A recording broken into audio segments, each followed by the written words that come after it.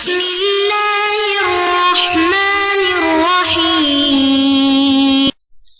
نحمده ونصلي على رسوله الكريم اما بعد بسم اللہ الرحمن الرحیم۔ عزیز طلبہ، آج ہم مختصر معانی الفن الثالث علم البدیع کا سبق نمبر 41 شروع کر رہے ہیں۔ سب سے پہلے ہم حسب عادت آج کے سبق سے متعلق عبارت کو پڑھتے ہیں، اس کے بعد پھر سبق کا خلاصہ اور آخر میں عبارت کا ترجمہ اور مختصر تشریح ہم پڑھیں گے۔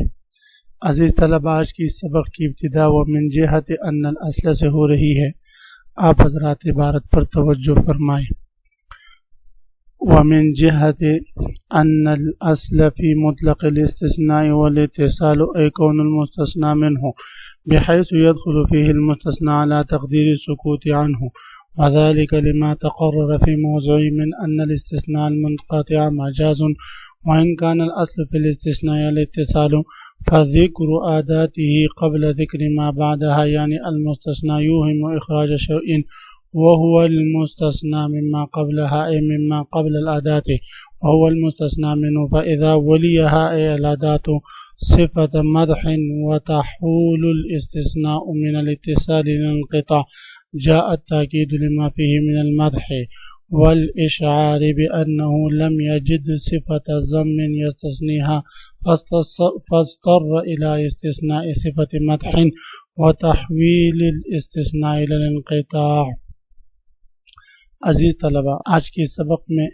مصنف علیہ الرحمہ دوسری وجہ تاکید ذکر فرمائیں گے کہ تاکید کہ المدح بما یشبہ الذم کی یہ جو گزشتہ مثال ہم نے پڑھی ہے سبق نمبر 4 میں، جس میں شاعر نابغہ نے کہا تھا وَلَا عَيْبَ فِيهِمْ غَيْرَ أَنَّ سِيُوفَهُمْ بِهِنَّ فُلُولٌ مِّن قَرَاعِ الْكَتَائِبِ۔ تو اس شعر میں شاعر نے جو تاکید المدح بما یشبہ الذم کو ذکر کیا ہے کہ یعنی ایسی مدح جو ذم کے مشابہ ہے، اس کو تاکید المدح بما یشبہ الذم سے تعبیر کرتے ہیں۔ تو اس میں دو وجہ سے تاکید پائی جاتی ہیں۔ ایک وجہ تو ہم گزشتہ سبق میں پڑھ چکے تھے کہ اس میں ایک وجہ تاکید تو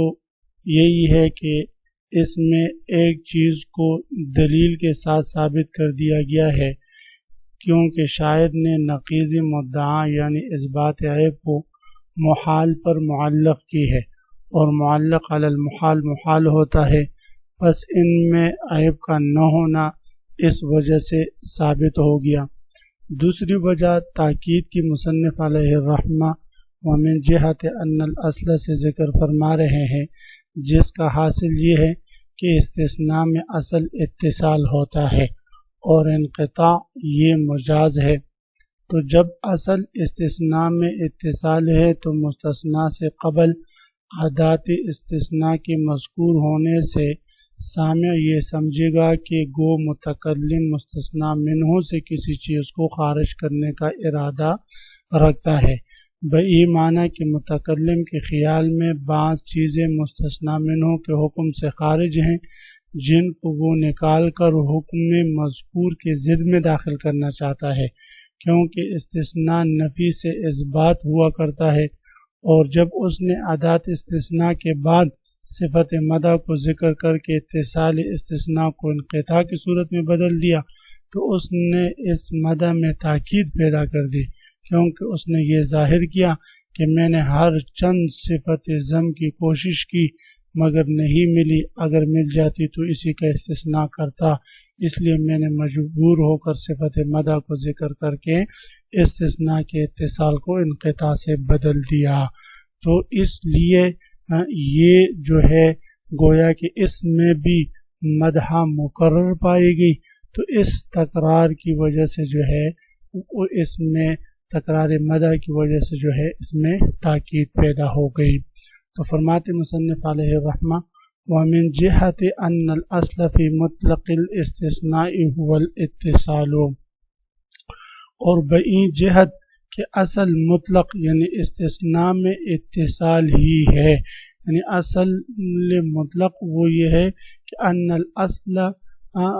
الاستثناء والاتصال، کہ اصل مطلق استثناء میں اتصال ہی ہے. ای کون المستثنى منه بحیث يدخل في المستثنى على تقدیر السکوت عنہ، یعنی مستثنی منہ اس طور پر ہونا چاہیے کہ مستثنی اس میں داخل ہوں اگرچہ یہ دخول تقدیراً ہی ہوں. وذالک لما تقرر فی موضعہ، اور جب یہ بات اپنی جگہ میں بیان ہو چکی کہ ان الاستثناء المنقطع مجاز،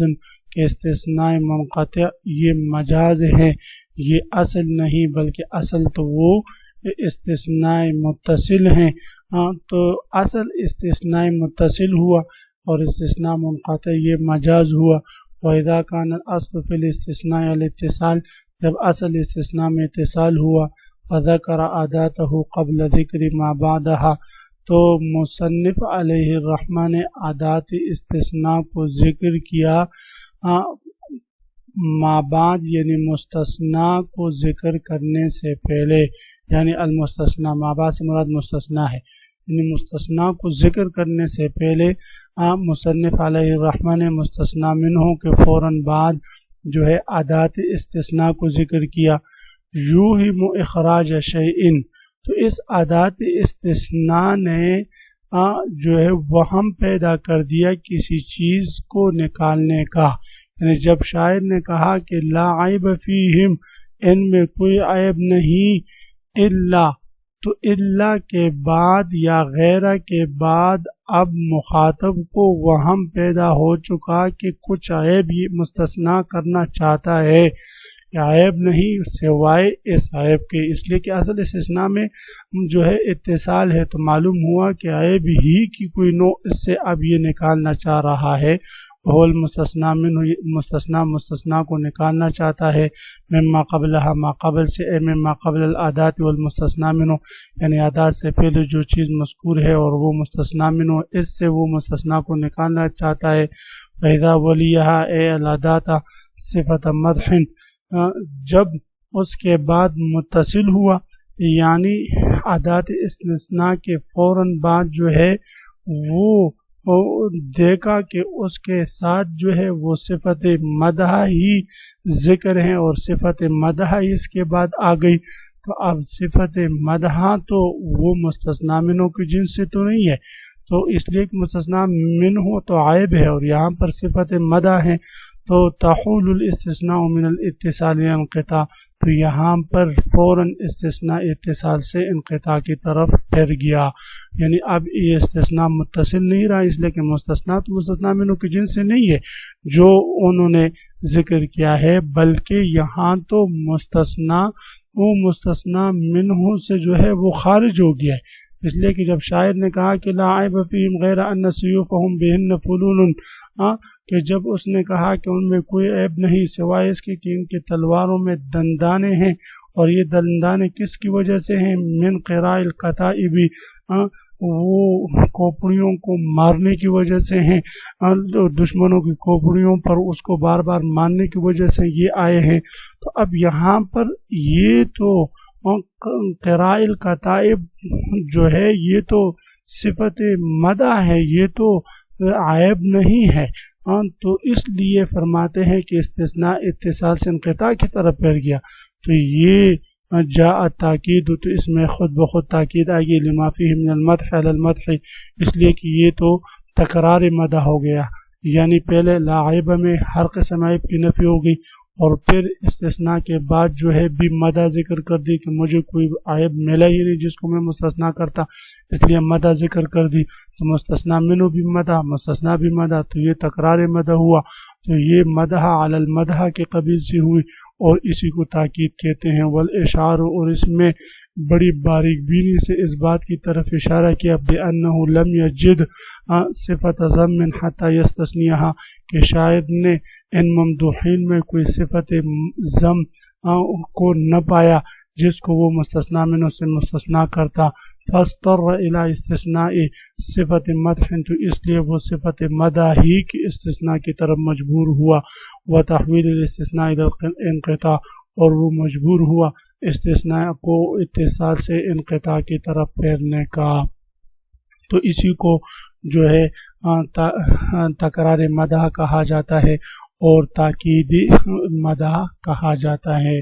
عزیز طلبہ، اسی کے ساتھ آج کے سبق کا اختتام ہوا۔ آج کے سبق کا خلاصہ یہ ہوا کہ ہم نے تاکید المدح بما یشبہ الذم کی مثال پڑھی تھی سبق نمبر 40 میں کہ لا عیب فیہم غیر ان سیوفہم بہن فلون من قراء الکتائب، اور اس میں ہم نے پڑھا تھا کہ تاکید مدح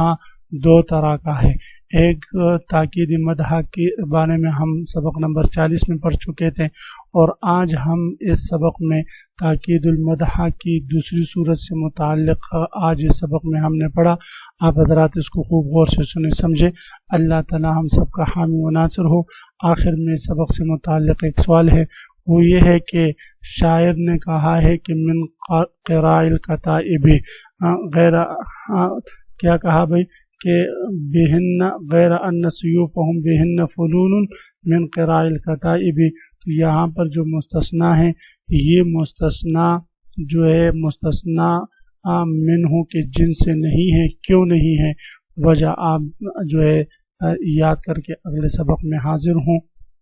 اللہ تعالی ہم سب کا حامی و ناصر ہو، آمین۔ وآخر دعوانا ان الحمد للہ رب العالمین۔